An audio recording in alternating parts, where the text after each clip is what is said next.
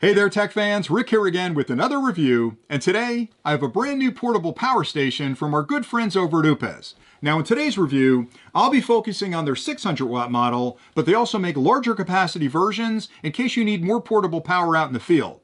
But 600 watts may be the perfect balance of capacity and weight for a few days out camping, or even a long weekend away with the family to be able to charge all of your thirsty portable devices. Now, in addition to the DC output this product provides, it also has two AC outlets that are both pure sine wave, which means you can use this unit with your sensitive electronics or even connect a few small appliances to the product while you're charging your devices. Now, as part of this overview, I'd like to start with an unboxing of the product just to show you all the components that are included with the kit, and then I'll provide a brief overview of what the product provides. I'll take a closer look at the unit and explain the front display, as well as all the connections on the product, and then finally I'll come back and point out a few key things that really separate this model from other portable power stations on the market of a similar capacity. So let's get started with the unboxing. When you first open up the box, you'll find the portable power station. You'll find two charging methods here. This is used at home. It's a power brick. Comes with a cable you can plug into any standard wall outlet. The other end plugs into the power brick. And on the other end of the power brick, you'll find a barrel connection, which plugs into the side of the unit. Now that's the fastest way to recharge the unit. Using this at home, if this is completely depleted, it'll take between 6 and 7 hours to fully charge the unit. They also include a cable you can use to charge it in your car. On this end, you've got a plug that'll fit into any courtesy outlet on your car. On the other end is a barrel connector which plugs into the side of the unit. And this takes a little longer to charge it. And what you'll find is you'll probably want to charge it at home with the brick. And when you're out in the field, you can use this to top off the unit. About 6 or 7 hours here, maybe 10 hours here to fully charge the unit. Also included with the product is a full instruction manual which lists all the connections, diagrams, and information you'll need to understand how to use the product, and a warranty card. Now, one thing that's special about this is there's a 24-month warranty of the product from the date of purchase. Most companies that build portable power stations have a limited warranty, about 12 months. So that's nice to give you double the warranty. Fill out the warranty card and all the information you need is right there. Now let's take a look at the unit. The product itself is really well built. It's compact, it's small. One key thing that's different between this and most of the other units out there is most portable power stations use a battery technology called LiPo, which is lithium polymer. This one uses lithium iron phosphate, which is the very latest in battery technology. And that small difference in the battery technology means these batteries inside here will give you longer duration as far as the charge goes. They'll give you much more recycle charges, and they're also safer because you're going to operate this thing in heat and in cold. And with LiPo batteries, that chemistry is very sensitive to really hot temperatures and really cold temperatures, which will not only damage the batteries, but could be dangerous for the batteries as well. So the fact that this uses lithium iron phosphate means that you've got the latest technology inside there. So that's a good thing. Now the case itself has got a bright orange ring on the outside. I love that because it's easy to see. It's also rubberized, which means when I put it down, I'm never going to have to worry about this unit getting cracked. A lot of the portable power stations on the market are made out of just a plastic case, which seems okay, but if you put them down in a rugged environment on rocks or on dirt, they're going to get banged up and scratched. They may even crack the case. So I love the fact that it's got a rubber ring on it. Around the back of the unit, they include a courtesy light. There's a button here to turn it on, and there are 3 levels to this. So that's low, that's high, and SOS. So you can have it in your car if you're pulled over to the side of the road changing a tire, maybe put it on SOS. On the one end of the unit is the charging port, and again, that's used with the standard barrel connector. You'll plug it in here, plug this into the wall, and you can charge the unit. You can also use the one for the car, same barrel connector. And on the front of the unit, you'll find all the connections you'll need to make. Now, they've got a large display in the middle, which is really nice because a lot of these have really small displays, which are hard to see. You'll turn the unit on here with the power button. You'll hold it in for a couple of seconds. It'll spring to life, and you'll see the display come on. You can immediately tell how much capacity is left in the unit. Now, right now I'm at 80%. There's also a ring around the outside of it, which is a visual indication of how much energy is left in the unit. Now, one really nice thing about this particular model is that each of the circuits, whether it's the USB, the straight DC, or the AC circuits, all have individual buttons to turn them on. And that's important because a lot of the power units on the market come on with one button and all the circuits are live at the same time. And that's draining energy from the batteries because when they're on, even though you're not pulling power out of the unit, they have to keep track of what's going on with the battery. So it's draining a little bit of power out of the internal capacity, which means you're not going to get as long a life out of it. So I like the fact that I can turn on just the USB, just the 12-volt output, or just the AC independently. The other thing that's interesting is when you turn on the AC, the internal electronics that generate that pure sine wave 120 volt signal really have to cool down, so a fan will kick on. If you're only using the DC, the fan may not come on. So it's nice to know you can turn those in individually. All right, so let me start with the AC. up here you have two AC outlets, again, both pure sine wave. You can draw 600 watts from both of those combined, so you could plug a 100-watt lamp in, you could plug in all kinds of small appliances. As long as it's under 600 watts, you'll be fine. To turn that on, you'll hit the button below it. The minute you click that, you'll see that come on up there, and you'll see a display in the top that'll tell you how much current you're actually drawing out of that. In addition to running the AC, you can turn the DC on at the same time. This top section up here is standard 12-volt DC, and there are three connections there. There's a standard outlet, just like in your car. You can plug anything in there that you would plug into your car. You can draw 10 amps out of this, and the two 5521 connections below it. Now, these 5521s are courtesy ports that you can actually connect up other cables or other devices to, and you can find external cables like this one, which has a 5521 on the end and a standard car outlet in the other one. And if you plug that into one of the ports, you've now got two ports you can use for external devices. You can also find cables that have a 5521 on one end and a USB-C on the other end, and you can plug that into the other 5521 port and charge a portable device that uses USB-C. So there's a lot of ways to actually take the current out of this particular unit. In addition to that, there are two ports on the bottom here that are full-size USB-A. So if you're using your phone charger or a portable camera charger or something that uses a USB-C port at home where you're plugging it into an outlet and then plugging a charger in and connecting the cable up, you can plug two full-size USB-As in there. And what's nice about those is they're using the latest USB standard, which is 3.0, which means you're going to get the most power possible out of those ports. In addition to that, both of those ports are smart ports, and they're QC compatible, which is a quick charge standard, which means if you've got a device that can quick charge, like a lot of the Android phones or some of the newer appliances, or some of the games that you may take along with your portable games that can quick charge, when you plug them in there, that port is smart enough to look at every device that gets connected to it and negotiate for the best current and voltage to charge that device quickly and safely. So both of those are QC ports. A lot of the portable power stations on the market are using standard 5-volt 2.0, and maybe they'll deliver 2 amps of current, which could take a long time to charge that external device. Knowing these are USB 3.0 and they're QC enabled means you're going to get safe, fast charging out of both of those ports. In addition to that, there's a USB-C port above it, which is the latest standard for USB.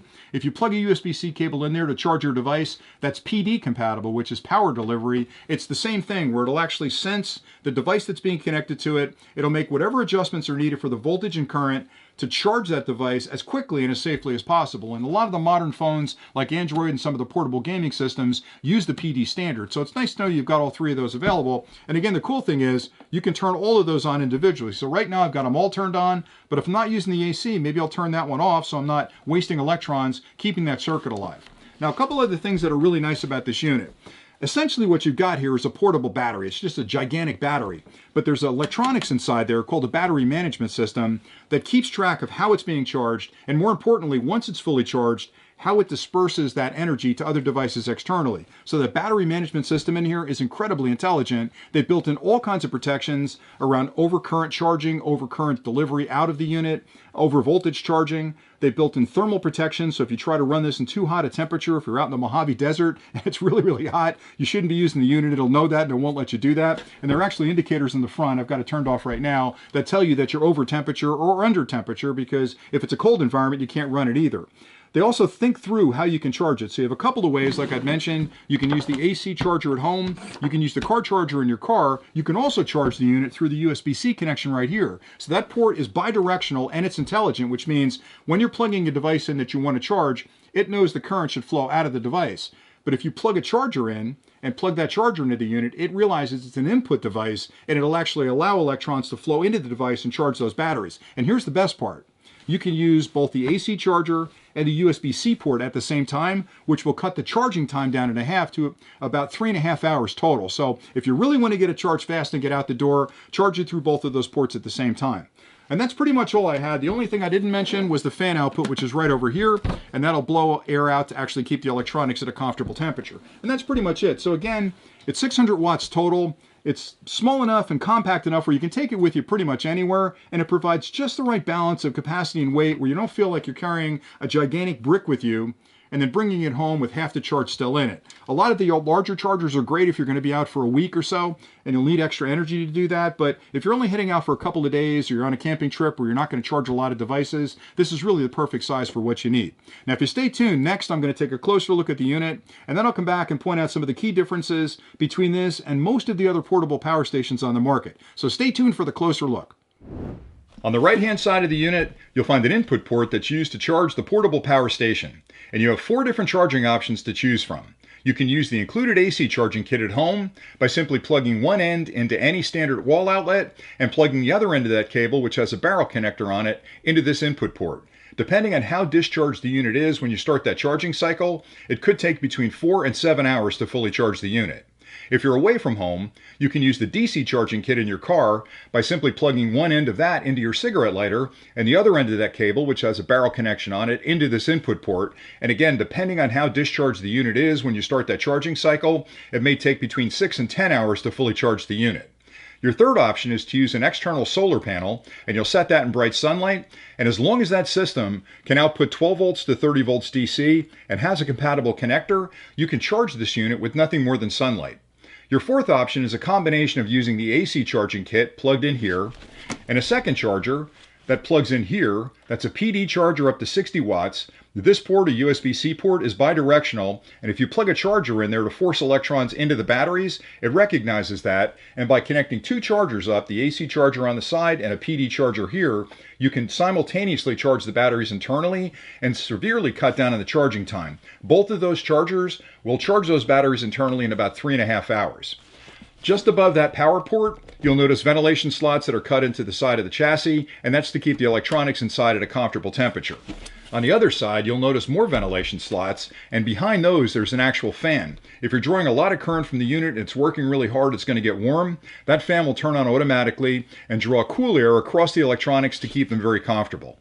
On the back of the unit is the lighting panel. There's a single button to turn that on. When you tap it the first time, it'll turn on the light at low levels. Tap it again, it's brighter. Tap it a third time, it goes into an SOS pattern, which is really handy if you're broken down on the side of the road. You can set this down on the ground, put it in SOS mode, and let other drivers know that you're in an emergency. On the front of the unit's where all your connections are made and where the display is, so you can actually see what's going on with the unit. There's a single power button to turn everything on. You'll hold that down for a couple of seconds, and you'll see the display spring to life. Now, you immediately know what the current charge level of the unit is by the number that's right there, so we've got a 65% capacity left. And you'll also notice little light bars in the circle around it. Those are a graphical representation of how much power is left. So as the power decreases of available capacity, you'll see those bars disappear. You'll find 3 different sections for external connections. This is a USB connection, this is a standard 12 volt DC connection, and an AC connection. What's nice about the unit is that each of these have individual switches to turn them on, and that's beneficial because a lot of the units on the market will turn on with one power button and all the circuits become active at the same time, and you're actually drawing power away from the internal batteries to keep them on even though you're not using them. So let me start with the USB connections here. I'll turn that on by tapping that button. You'll see that it'll come on and indicate that this is now live.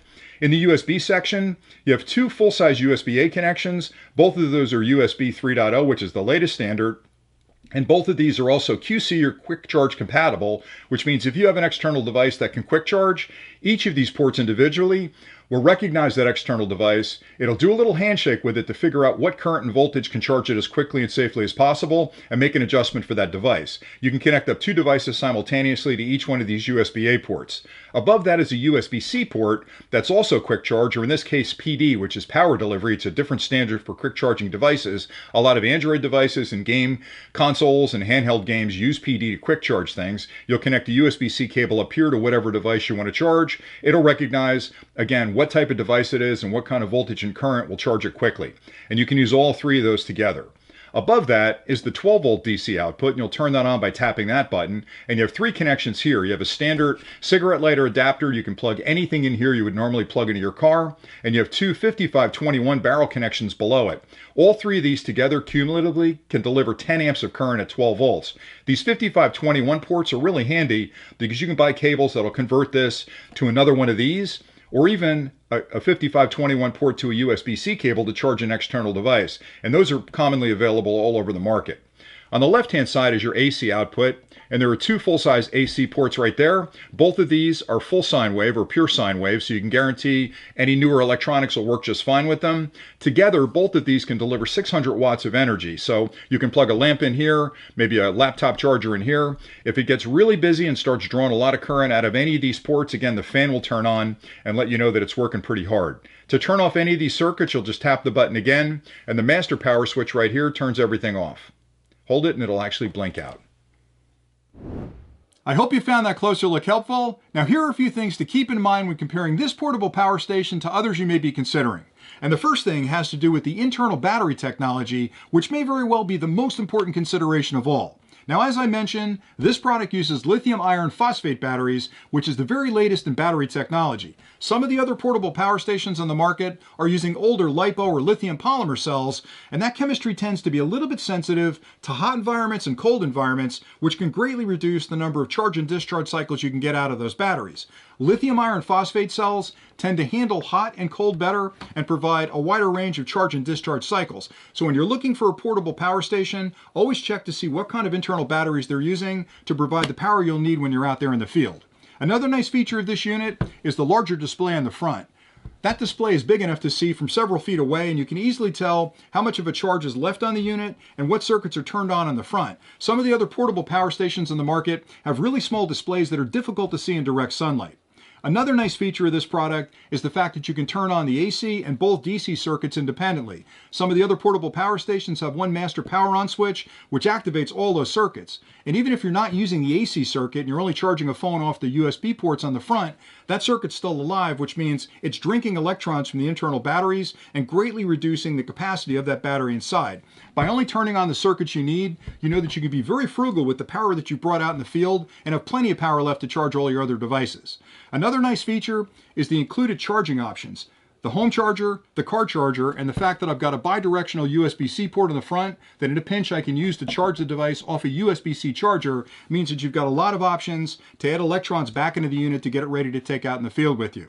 I also love the fact that they've encased this in a rubber ring on the outside, which means it's incredibly durable. Some of the portable power stations in the market have a plastic case, and if you take it out in the field with you in those rugged environments and put it down on concrete or rocks, it's going to get scratched up and cracked over time. And the last key feature you should always look for is the type of AC output the product provides. Some of the other portable power stations provide what's called a modified sine wave, which works okay for lamps and other small appliances, but some of your sensitive electronics won't work really well with a modified sine wave. This unit has a full pure sine wave output, which means it looks just like the voltage and current in your home, and all of your electronics can run off it pretty well. And that's pretty much all I had for today, so I hope you found this overview helpful. I have links below in case you're interested in this product. I also would like to hear from you, so if you have any questions about this product or anything I've covered on the channel, please drop those in the comments below and I'll get back to you as quickly as I can. Again, thank you for watching today. I hope you found this helpful, and until next time, stay nerdy.